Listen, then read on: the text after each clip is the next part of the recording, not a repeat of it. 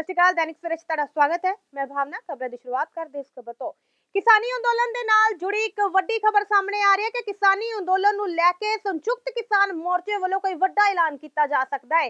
संयुक्त किसान मोर्चे वालों एक वड्डा बयान दिता गया है। उन्होंने दस्सिया कि केंद्र सरकार किसानां दीयां सारियां मंगां मनण लई राजी हो गई है। किसानी अंदोलन दौरान केंद्र सरकार दर्ज किए सारे परचे रद्द करने लई तैयार है और इस दौरान शहीद होए किसानां दे परिवारां नूं मुआवजा देने लई भी सरकार राजी हो गई है। दस्सिया जा रहा है कि संयुक्त किसान मोर्चे की सरकार दे नाल सहमति बन सकती है। इस तो बाद कल कोई वड्डा ऐलान किया जा सकता है। वधे अगली खबर वाल कांग्रेस के सांसद राहुल गांधी ने प्रधानमंत्री नरेंद्र मोदी नूं अंदोलन विच मारे गए किसानां नूं मुआवजा अते नौकरियां देण दी मंग कीती है। राहुल गांधी ने लोक सभा च बोलदिआं कि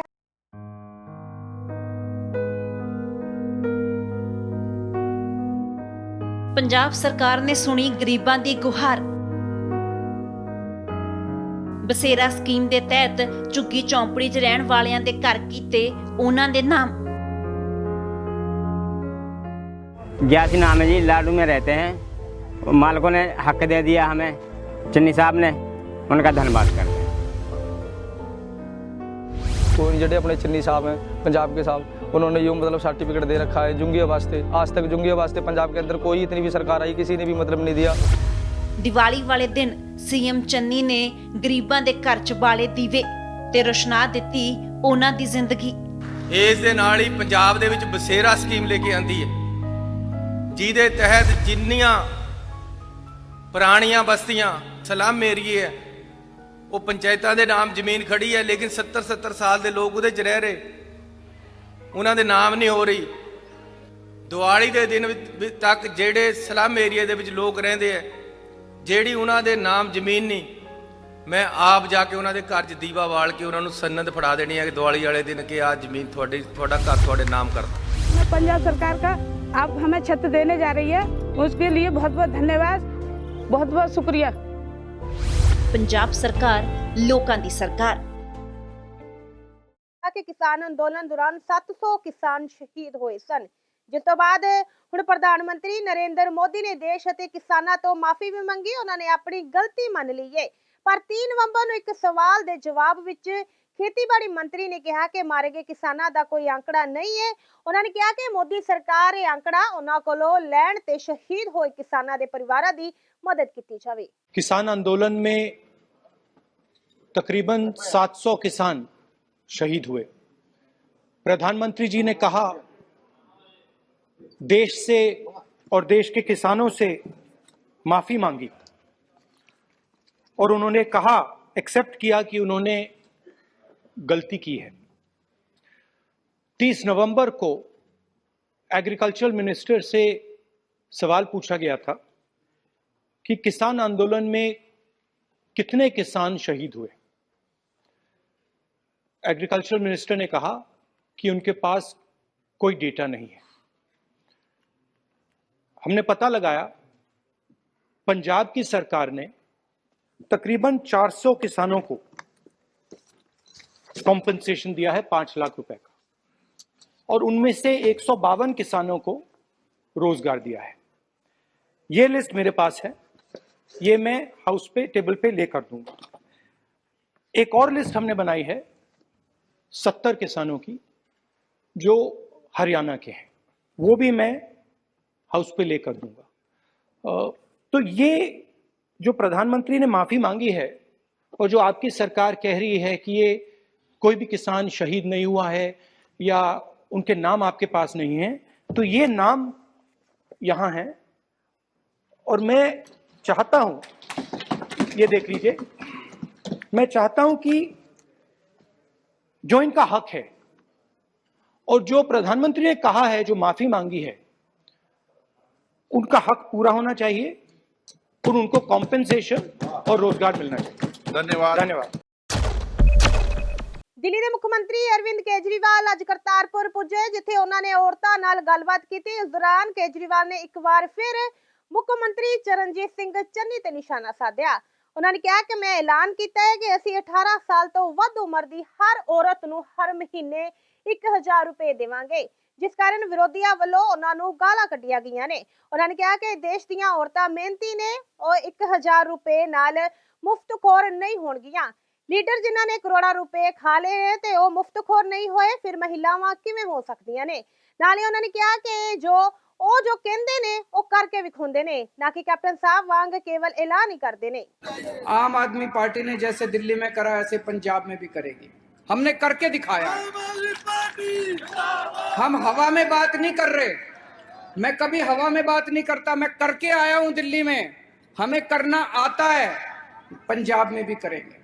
आज मुझे बड़ी खुशी है, सराय खास गांव से ये महिलाओं के लिए जो 1000 रुपए हम दे रहे हैं, इसका रजिस्ट्रेशन चालू हो रहा है। तो जिस महिला जो महिला कहेगी मुझे 1000 रुपए चाहिए, उसका रजिस्ट्रेशन कर लेंगे। सरकार बनने के बाद उन सब महिलाओं को 1000 रुपए दिया जाएगा। जैसा भी भगवंत मान ने कहा, ये कैप्टन का कार्ड नहीं है, ये केजरीवाल की गारंटी है। कैप्टन का कार्ड मत समझना, जो पिछली बार उन्होंने रोजगार कार्ड दिया था। केजरीवाल जो कहता है वो करता है, मैं झूठ नहीं बोलता। पंजाब की क्या, हमारे देश की महिलाएं बहुत मेहनती हैं, घर पूरा संभालती हैं। बहुत सारी महिलाएं बाहर भी काम करती हैं, खेतों में भी काम करती हैं, कई महिलाएं दफ्तरों में भी जाती हैं। हमारी बेटियां जो है इतनी मन लगा के पढ़ती हैं, घर का काम भी करती हैं, और ये कहती हैं कि 1000 रुपए देने से हमारी महिलाएं कामचोर हो जाएंगी। तुमने हजारों करोड़ों अरबों रुपए डकार लिए, तुम आलसी नहीं हुए, आलसी होकर घर नहीं बैठे, अभी और डकार रहे हैं और डकार रहे हैं और डकार रहे हैं। हमारी महिलाएं 1000 रुपए लेने से आलसी कैसे हो जाएंगी। 2022 ਦੀਆਂ ਵਿਧਾਨ ਸਭਾ ਚੋਣਾਂ ਦਰਮਿਆਨ ਸਾਬਕਾ ਮੁੱਖ ਮੰਤਰੀ ਕੈਪਟਨ ਅਮਰਿੰਦਰ ਸਿੰਘ ਦੇ ਨਾਲ ਗੱਠਜੋੜ ਨੂੰ ਲੈ ਕੇ ਸ਼੍ਰੋਮਣੀ ਅਕਾਲੀ ਦਲ ਡੈਮੋਕ੍ਰੈਟਿਕ ਦੇ ਸਰਪ੍ਰਸਤ ਸੁਖਦੇਵ ਸਿੰਘ ਢੀਂਡਸਾ ਨੇ ਇੱਕ ਵਾਰ ਫਿਰ ਵੱਡਾ ਬਿਆਨ ਦਿੱਤਾ ਹੈ। ਉਹਨਾਂ ਨੇ ਦੱਸਿਆ ਕਿ ਇਸ ਵਾਰ ਅਜੇ ਕੈਪਟਨ ਦੇ ਨਾਲ ਕਦੇ ਕੋਈ ਗੱਲ ਨਹੀਂ ਹੋਈ ਹੈਗੀ। ਉਹਨਾਂ ਨੇ ਕਿਹਾ ਕਿ ਉਹ ਆਪਣੀ ਪਾਰਟੀ ਦੇ ਨਾਲ ਮੀਟਿੰਗ ਕਰਕੇ ਇਸ ਬਾਰੇ ਫੈਸਲਾ ਲੈਣਗੇ। ਬੀਤੇ ਕੱਲ ਵੀ ਉਹਨਾਂ ਦੀ ਇੱਕ ਮੀਟਿੰਗ ਹੋਈ ਅਤੇ ਇੱਕ ਮੀਟਿੰਗ ਹੋਰ ਹੋਵੇਗੀ। ਪਾਰਟੀ ਦੀ ਲੀਡਰਸ਼ਿਪ ਦੇ ਨਾਲ ਗੱਲਬਾਤ ਕਰਕੇ ਹੀ ਕੋਈ ਫੈਸਲਾ ਲਿਆ ਜਾਵੇਗਾ। ਗੱਠਜੋੜ ਕਰਨ ਦੇ ਕੈਪਟਨ ਵੱਲੋਂ ਕੀਤੇ ਜਾ ਰਹੇ ਦਾਅਵਿਆਂ ਨੂੰ ਮੁੜ ਖਾਰਜ ਕਰਦੇ ਹੋਏ ਉਹਨਾਂ ਨੇ ਕਿਹਾ ਕਿ ਕੈਪਟਨ ਨਾਲ ਉਹਨਾਂ ਦੀ ਕਦੇ ਕੋਈ ਗੱਲ ਨਹੀਂ ਹੋਈ। ਕੈਪਟਨ ਪਤਾ ਨਹੀਂ ਕਿਸ ਤਰ੍ਹਾਂ ਸਮਝੌਤੇ ਦੀ ਗੱਲ ਕਹਿ ਰਹੇ ਨੇ। ਉਹਨਾਂ ਨੇ ਕਿਹਾ ਕਿ ਉਹ ਪਾਰਟੀ ਮੀਟਿੰਗ ਵਿੱਚ ਹੀ ਇਸ ਬਾਰੇ ਕੋਈ ਫੈਸਲਾ ਲੈਣਗੇ। ਦੱਸਦੇ ਕਿ ਕੈਪਟਨ ਅਮਰਿੰਦਰ ਸਿੰਘ ਨੇ ਕੇਂਦਰੀ ਗ੍ਰਹਿ ਮੰਤਰੀ ਅਮਿਤ ਸ਼ਾਹ ਨਾਲ ਸੁਖਦੇਵ ਸਿੰਘ ਢੀਂਡਸਾ ਦੀ ਹੋਈ ਗੱਲਬਾਤ ਦਾ ਸਵਾਗਤ ਕੀਤਾ ਸੀ। नहीं, कैप्टन साहब नाल तो मेरी कदे कोई गल नहीं हुई। मैं तो आप हैरान हाँ। उन्हें कई बार एक नहीं अज बहुत बारी कहता, लेकिन अज तक मेरी गल कोई नहीं हुई। मेरी पार्टी के वर्करां च है कि वो कैप्टन साहब का चीफ मिनिस्टर गुड़के ते सौं खा के वो मननिया ना, फिर बादलों के नाल मिल के गल करनी सारी। तो साडी वर्करां च कैप्टन साहब नाल थोड़ी जी रिजर्वेशन है कि मैं अमित शाह जी ਨੂੰ ਮਿਲਿਆ ਸੀ, ਉਹਨਾਂ ਨੂੰ ਬੇਨਤੀ ਕੀਤੀ ਸੀ ਕਿ ਜੇ ਅਗਰ ਕਿਸਾਨਾਂ ਦਾ ਮੁੱਕ ਜਾਂਦਾ ਹੈ, ਜਿਹੜੀਆਂ ਛੋਟੀ ਮੋਟੀ ਗੱਲਾਂ ਹੋਰ ਨੇ ਉਹ ਵੀ ਮੰਨ ਲੈਣ, ਤੇ ਉਸ ਤੋਂ ਬਾਅਦ ਫਿਰ ਕੁਝ ਪੰਜਾਬ ਦੇ ਇਸ਼ੂ ਹੈ, ਕੁਝ ਸਿੱਖਾਂ ਦੇ ਹੈ, ਉਹ ਵੀ ਕੀਤੇ ਜਾ ਸਕਦੇ, ਉਹ ਵੀ ਬੇਨਤੀ ਹੈ ਕਿ ਕਰ ਲਓ। ਲੇਕਿਨ ਉਹਨਾਂ ਨੇ ਕਿਹਾ ਕਿ ਆਪਾਂ ਅਲਾਇੰਸ ਵੀ ਕਰ ਸਕਦੇ ਹਾਂ।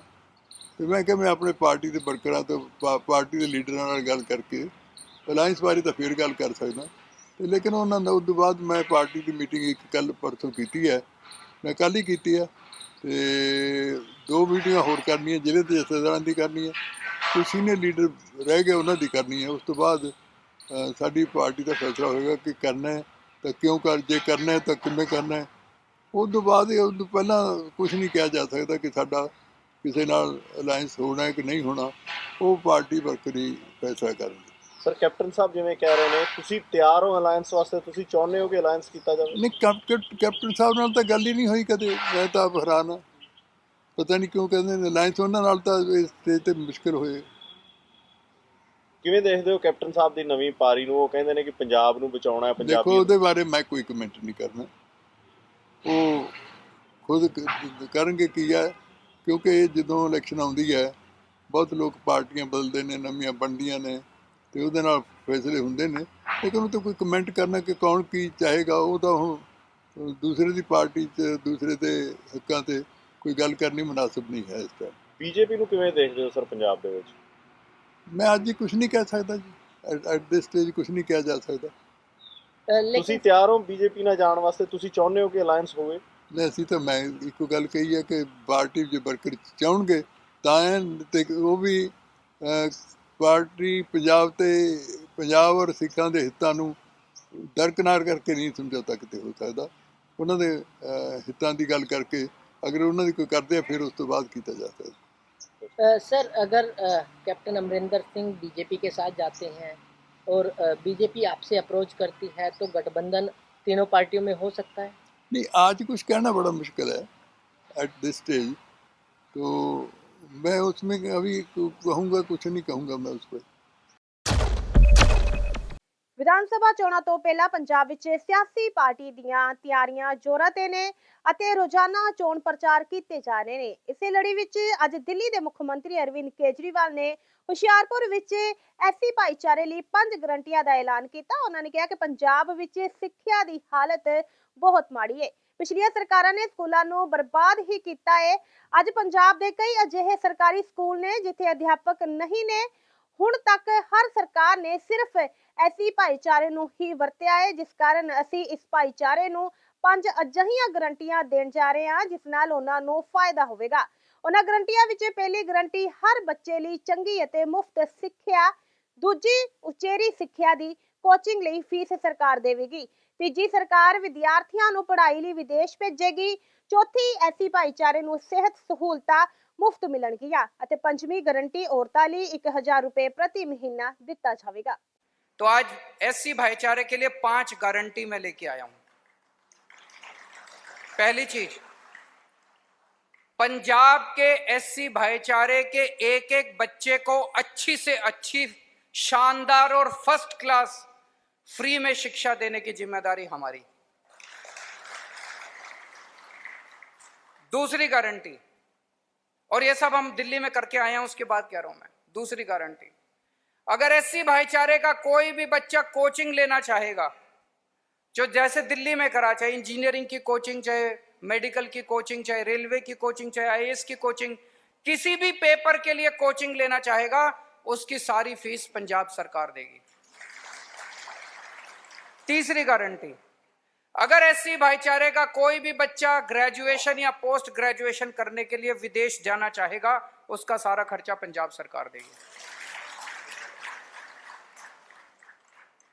चौथी गारंटी, आपके परिवार में कोई भी बीमार होगा, चाहे छोटी बीमारी हो चाहे बड़ी बीमारी हो, चाहे बुखार हो चाहे कैंसर हो, चाहे बड़े से बड़े ऑपरेशन करना हो, सारा खर्चा आपके परिवार के किसी भी सदस्य को कोई भी बीमारी होगी, अच्छे से अच्छा इलाज कराएंगे, सारा खर्चा पंजाब सरकार देगी। और पांचवी गारंटी, हर महिला को, 18 साल से ऊपर की हर महिला को 1000 रुपए हर महीने आपके अकाउंट में पंजाब सरकार डलाएगी।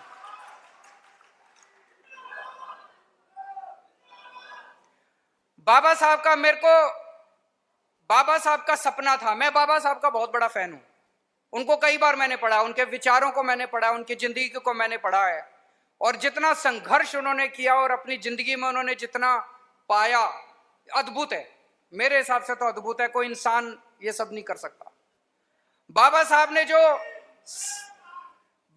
ने जो सपना देखा था कि इस देश के एक एक बच्चे को अच्छी से अच्छी शिक्षा मिलनी चाहिए, मुझे बेहद दुख है कि 75 साल हो गए आजादी के, हम ये सपना पूरा नहीं कर पाए। मैंने ये कसम खाई है, बाबा साहब का सपना मैं पूरा करूंगा।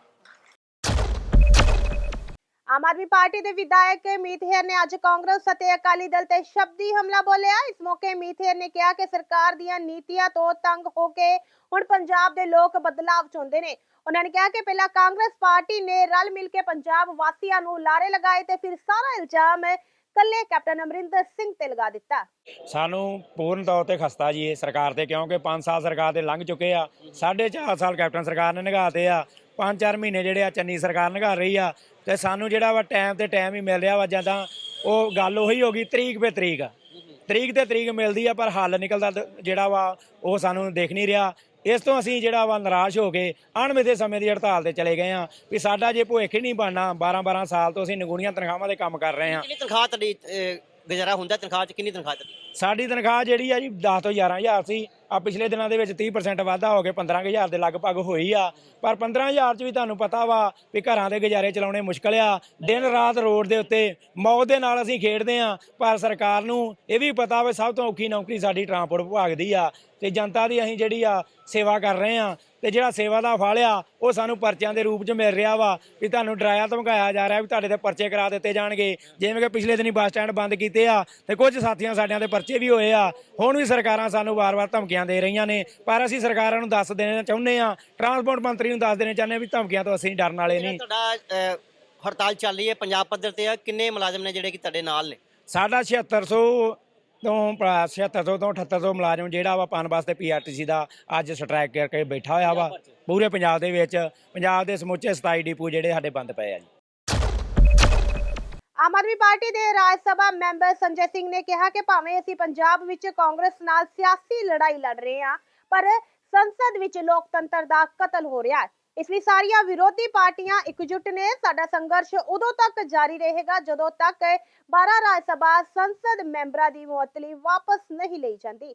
ਇਸ ਦੇ ਨਾਲ ਹੀ ਉਹਨਾਂ ਨੇ ਕਿਹਾ ਕਿ ਮੈਂ ਕੰਗਨਾ ਰਣੌਤ ਦੇ ਖਿਲਾਫ ਨੋਟਿਸ ਦਿੱਤਾ ਹੈ। ਉਹਨਾਂ ਨੇ ਕਿਹਾ ਕਿ ਕੰਗਨਾ ਰਣੌਤ ਨੇ ਸਾਡੇ ਮਹਾਨ ਸ਼ਹੀਦਾਂ ਦਾ ਅਪਮਾਨ ਕੀਤਾ ਹੈ। ਅਸੀਂ ਮੰਗ ਕਰਦੇ ਹਾਂ ਕਿ ਕੰਗਨਾ ਤੋਂ पद्म श्री पुरस्कार तुरंत वापस लिया जावे।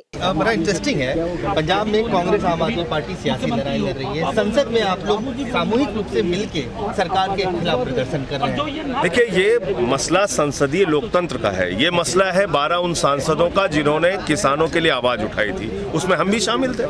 तो आज क्या अगर आप संसद के अंदर उन सांसदों को, और इसमें लगभग सारे दलों के सांसद हैं, उनको उठा के सस्पेंड कर देंगे तो ये हम थोड़ी बर्दाश्त करेंगे। आज आप लोगों ने क्या फैसला किया है कि उपवास करेंगे, एक दिन का धरना? फैसला बहुत साफ है। ये काला कानून लेकर आए जिसकी वजह से हमने विरोध किया। इसका मतलब हमारा विरोध सही था, आपने काला कानून वापस लिया। अब उसको आधार बना के सस्पेंड करना, माफी मांगने की बात कहना, 750 किसान शहीद हुए हैं, उसके लिए प्रधानमंत्री माफी मांगे, हम भी माफी मांग लें। कंगना रनौत को लेकर एक आखिरी सवाल है, आपने कंगना रनौत को लेकर 267 का नोटिस मैंने दिया है कि उनका पद्मश्री वापस लिया जाए। देश की आजादी को भीख बताने वालों के साथ मोदी सरकार क्यों खड़ी हुई है?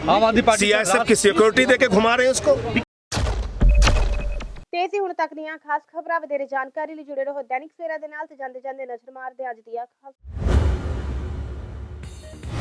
ਸੰਯੁਕਤ ਕਿਸਾਨ ਮੋਰਚੇ ਦਾ ਵੱਡਾ ਬਿਆਨ, ਕੇਂਦਰ ਸਰਕਾਰ ਕਿਸਾਨਾਂ ਦੀਆਂ ਸਾਰੀਆਂ ਮੰਗਾਂ ਮੰਨਣ ਲਈ ਤਿਆਰ, ਜਲਦ ਹੋਵੇਗਾ ਵੱਡਾ ਐਲਾਨ। ਕਾਂਗਰਸ ਦੇ ਸਾਂਸਦ ਰਾਹੁਲ ਗਾਂਧੀ ਨੇ ਪ੍ਰਧਾਨ ਮੰਤਰੀ ਨਰਿੰਦਰ ਮੋਦੀ ਨੂੰ ਅੰਦੋਲਨ ਵਿੱਚ ਮਾਰੇ ਗਏ ਕਿਸਾਨਾਂ ਨੂੰ ਮੁਆਵਜ਼ਾ ਅਤੇ ਨੌਕਰੀਆਂ ਦੇਣ ਦੀ ਕੀਤੀ ਮੰਗ। ਦਿੱਲੀ ਦੇ ਮੁੱਖ ਮੰਤਰੀ ਅਰਵਿੰਦ ਕੇਜਰੀਵਾਲ ਨੇ ਕਰਤਾਰਪੁਰ ਪਹੁੰਚ ਔਰਤਾਂ ਨਾਲ ਕੀਤੀ ਗੱਲਬਾਤ ਤੇ ਚੰਨੀ ਸਰਕਾਰ ਤੇ ਕੀਤੇ ਸ਼ਬਦੀ ਵਾਰ। ਸੰਜੇ ਸਿੰਘ ਨੇ ਭਾਜਪਾ ਤੇ ਸਾਧੇ ਨਿਸ਼ਾਨੇ, ਕਿਹਾ ਸੰਸਦ 'ਚ ਲੋਕਤੰਤਰ ਦਾ ਹੋ ਰਿਹਾ ਕਤਲ, ਕੰਗਨਾ ਰਣੌਤ ਤੋਂ ਪਦਮ ਸ਼੍ਰੀ ਲਿਆ ਜਾਵੇ ਵਾਪਸ।